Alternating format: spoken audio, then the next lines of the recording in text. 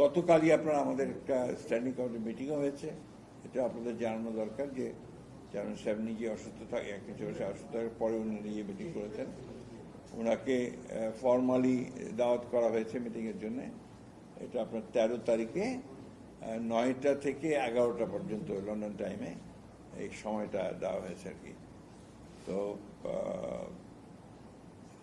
এটা আমাদের স্ট্যান্ডিং কমিটির পক্ষ থেকে স্বাগত জানানো হয়েছে এবং আমরা প্রত্যাশা করছি যে এটা বাংলাদেশের যে রাজনৈতিক যে সংকটগুলো আছে এগুলোকে কাটিয়ে উঠতে হয়তো একটা পজিটিভ ভূমিকা রাখতে পারে এই সাক্ষাৎকারটা।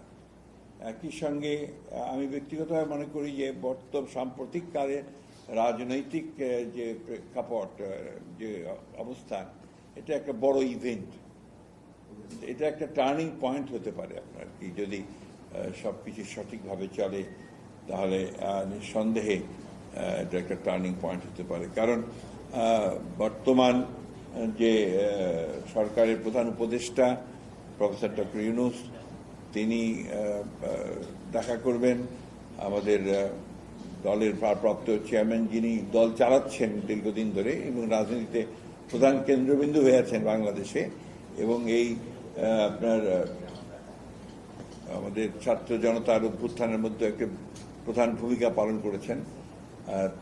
তার সঙ্গে আপনার সাক্ষাৎ হওয়াটা এটা একটা বড় ইভেন্ট বলে আমি মনে করি, মেজর পলিটিক্যাল ইভেন্ট। এবং আমার মনে হয় যে এখন এই সময়ের মধ্যে এটা সবচেয়ে ইম্পর্টেন্ট ইভেন্ট।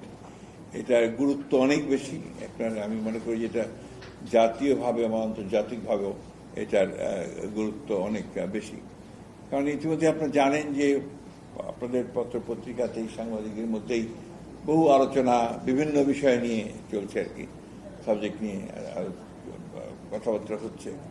তো এর মধ্যে এই সাক্ষাৎকারটা হলে অনেক সমস্যার সমাধান হয়ে যেতে পারে এবং অনেকগুলো সহজ হয়ে যেতে পারে, নতুন ডাইমেনশন সৃষ্টি হতে পারে, সম্ভাবনা অনেক আর কি। এখন এটা নির্ভর করবে আমাদের নেতৃবৃন্দের উপরে যে তারা এটাকে কিভাবে সেই সম্ভাবনার দিকে নিয়ে যাবেন।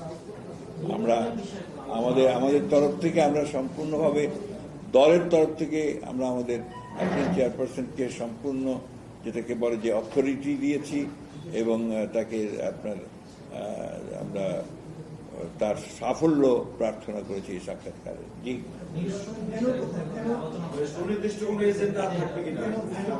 এখানে সুনির্দিষ্ট কোনো এজেন্ডা নেই। ভেন্যুটা হচ্ছে উনি যেখানে